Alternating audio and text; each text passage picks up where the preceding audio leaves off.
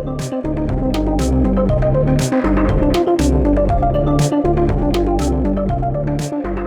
to the First Impressions Podcast, the official podcast of the Forum of Incident Response and Security Teams. Every month, Chris John Riley and myself, Martin McKay, share informal conversations with security professionals from around the globe. The opinions expressed in this podcast are those of the speakers alone, and any sarcasm you hear is purely intentional. For more information on FIRST or this podcast, please check out first.org.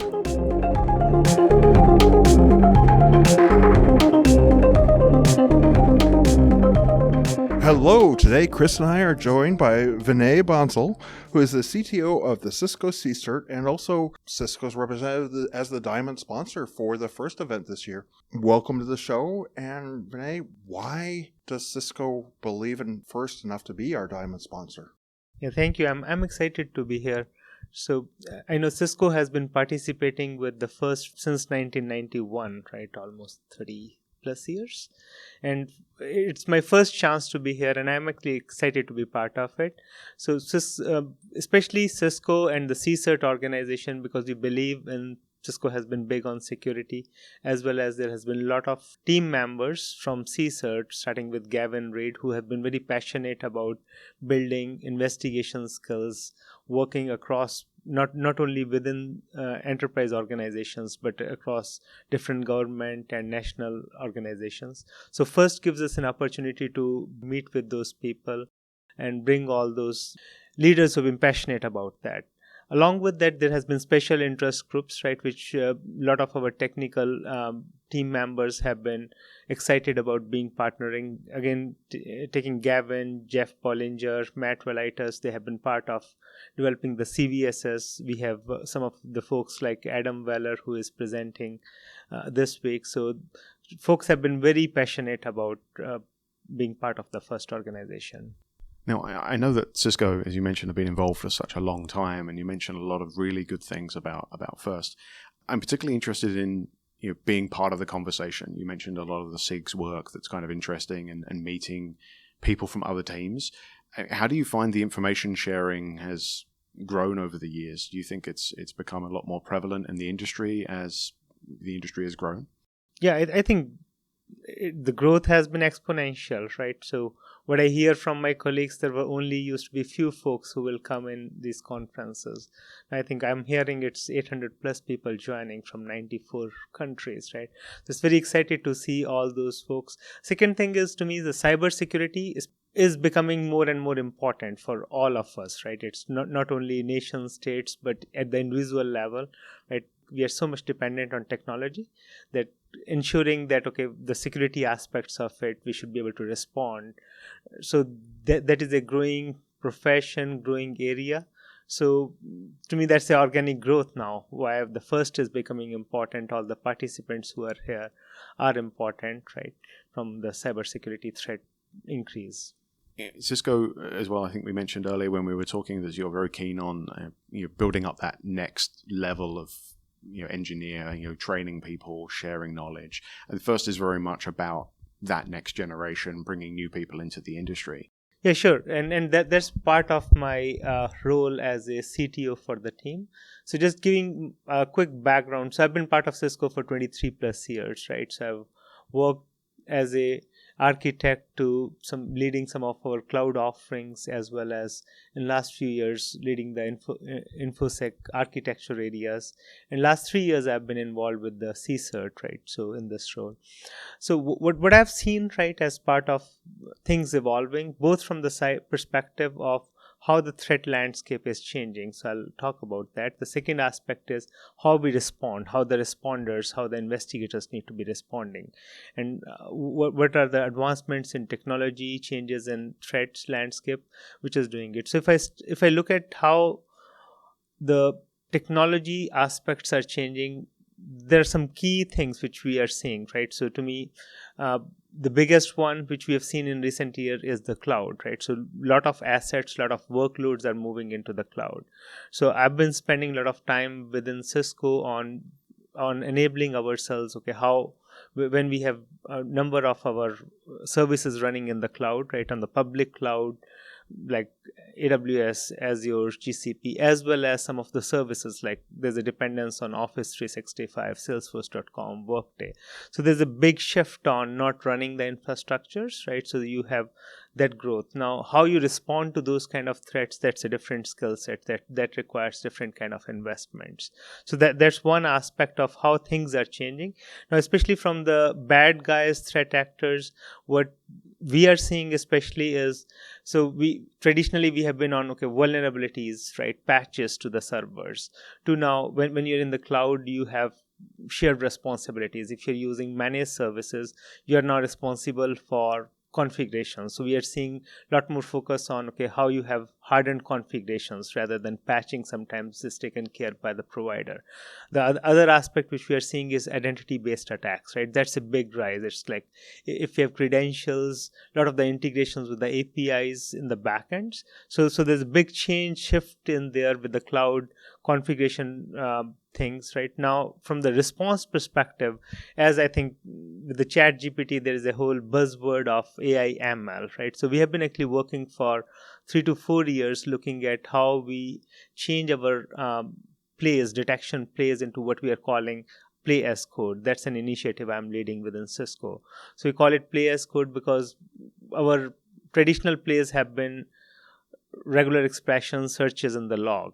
Now we could do much better than that, right? And that's where the play as code concept comes in, which leverages more code, more AI, statistics, machine learning capabilities, right? And anomaly detections. They're adding it to the plays. So our plays are much more intelligent and they can go to different services. Currently, what happens with our plays is generally the traditional plays are regular expressions. They hit it. Analyst is going to be working on further identifying, logging into different tools and doing it. So play as code concept will be, you can go in and have the code which can do the API integration and do a lot of those checks without any human intervention, as well as it can look into the past cases and try to actually see, give some indication to the analyst, there has been 40 such things and they have been benign or false positive. So they get some indicators that, this is what is in the past. So that reduces the burden on the analyst, right, and make us much faster. Certainly reducing analyst burnout is a big thing, right? If you're asking someone to look at logs every single day and that's their job, after a while you either get a reduced capacity or people just burn out on the job because a machine is better at doing that. They're always going to be better doing it. We're great as human beings at pattern matching, but we're not designed to do it day in, day out every single day. And I think, as you mentioned, there's a lot better ways to do this and then just focus the human power on the things that jump out and say, hey, this is something that's jumped out. We should take a look at this, not just let's broadly look at it as much as we can. Yeah, that's true. The other thing I've been passionate about is skills building, right? So mentoring some of the newer folks within the team. So another kind of guidance for me for some of the people who are coming into this field as well as building skills, I see a mix of traditional analyst and the development, right? So I see, a sprinkle of the DNA of a programmer or a developer into some of the analyst. And that's where, again, going back to play as code, where we want, analysts not only able to have those skills to analyze it, but some coding skills. I'm not talking about hardcore developer, but some coding skills so that they can code those logics, right? So they can be better at writing their detection logic, right, with some of the skills. That's an increasing area which I have been trying to push folks to get excited about. You could be much better, right, doing those rather than your traditional sysadmin, network admin backgrounds, right? So, and folks have been excited, especially within my team, right, within Cisco, learning some of those things, as well as when they see especially AI ML statistics coming in, right, where they can leverage some trends based on that. And there's so many nice packages in Python using Jupyter notebooks and others, which the team is very passionate about, right? So analyst now are traditional analyst, and this is kind of where I want to take the team. An analyst is not kind of just a regular expression and going to Elk Stack or Splunk or some of that, right? They have Jupyter notebooks, so they can write their analysis, and once they run it, right, they have those things in front of them as part of metrics, statistics, charts. So they're well equipped, right, in terms of their analysis. One of the things you mentioned earlier is the SIGs, the people like Gavin who have been part of the CERT, both the CERT community and the FIRST community. I think that that's one of the things that this offers is an ability for us to talk to people outside of our teams about the things that we're passionate about for our day jobs, but also take ideas like what you have and kind of put it out there for other people to give feedback on. I mean, I think that's valuable, but how does a corporation like Cisco see that? Do they like having that sort of interaction with the larger community? Definitely, I think that's a good point, right? So like I said, it's first time for me to come in, right? I see a lot of talented people across the globe, so it's definitely a good idea to look into adding some of those things, right? What I'm calling play as code, where we say, okay, we need to bring in capability, because I know people get the whole about AI, ML, Chat GPT, they get excited, but to me the power is how we leverage it to do better our job, right? We look at, okay, Chat GPT may allow bad guys to write code quickly, write exploits quickly, and other things, right? Versus it also gives us capabilities, especially the data science part of it, to become better at our job, right? So back to your point on, yeah, definitely, I think those could be some things that could be proposed as SIGs, right? Okay, can we have some interest group, right, who are looking into that and doing it, and even extending what we are doing within Cisco outside? Well, I mean, often these things are dual-use technologies, right? Port scanners can be used for good or evil, right? You can check what ports are open on your servers so you know how to secure them, or you can scan a server to figure out how to exploit it. Mm-hmm. AI, ML, and all of these tools, they're all dual-use technologies. I mean, I think one of the things, as Martin was alluding to, was around sharing information and sharing how we as corporations do certain things. And I think it's very easy for us to think, everyone knows how to do this. Mm-hmm. But often when you come to an event like FIRST, you meet people who, that's the first time here, they're brand new to the industry, things we take for granted because we've done it for 15, 20, 30 years. Other people look at it with amazement and like, I had no idea this was a thing.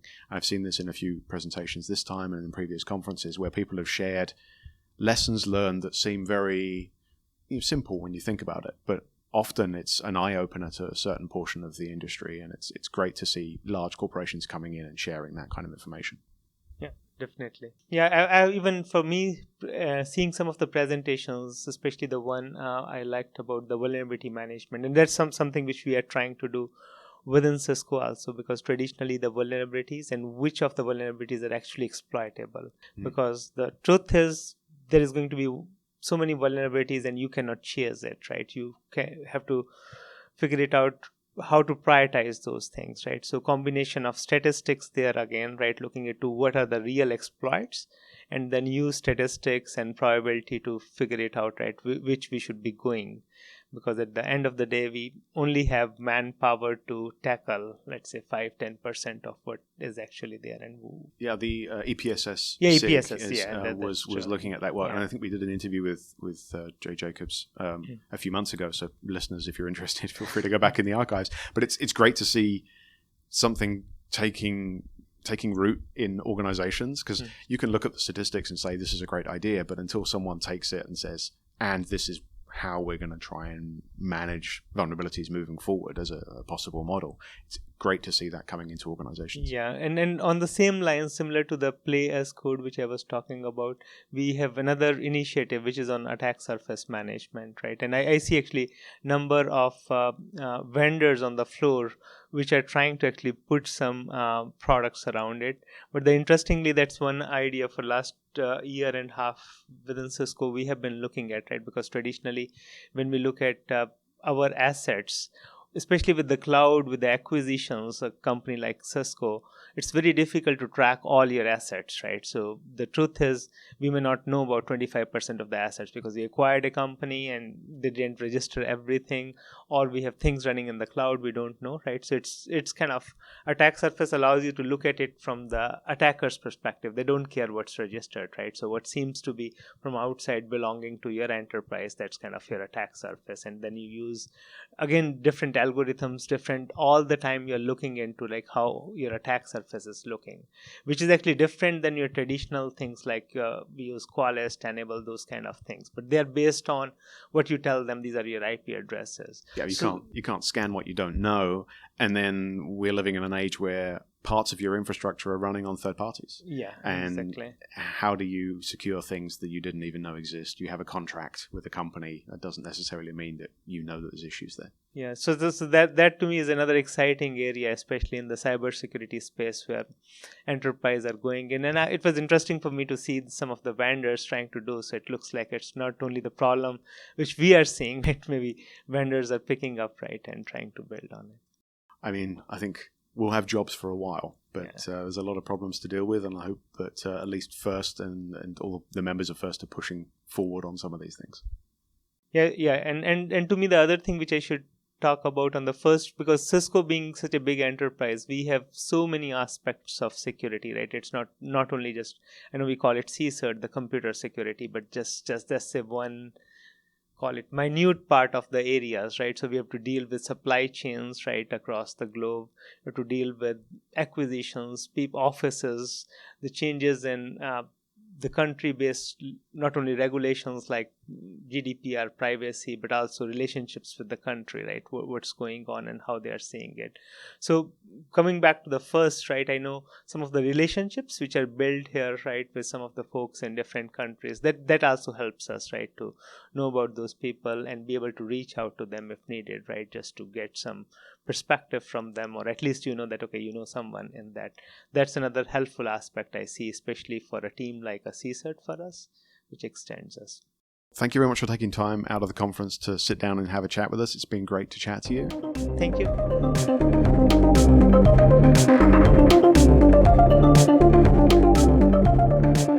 Thank you for listening to the First Impressions podcast, and thanks to this week's guest. You can find Chris John Riley on Twitter at Chris John Riley, all one word. You can find me, Martin McKay, on Twitter at MCKEAY.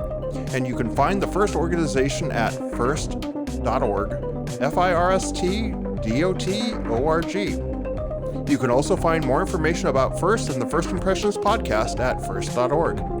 Thanks again for listening.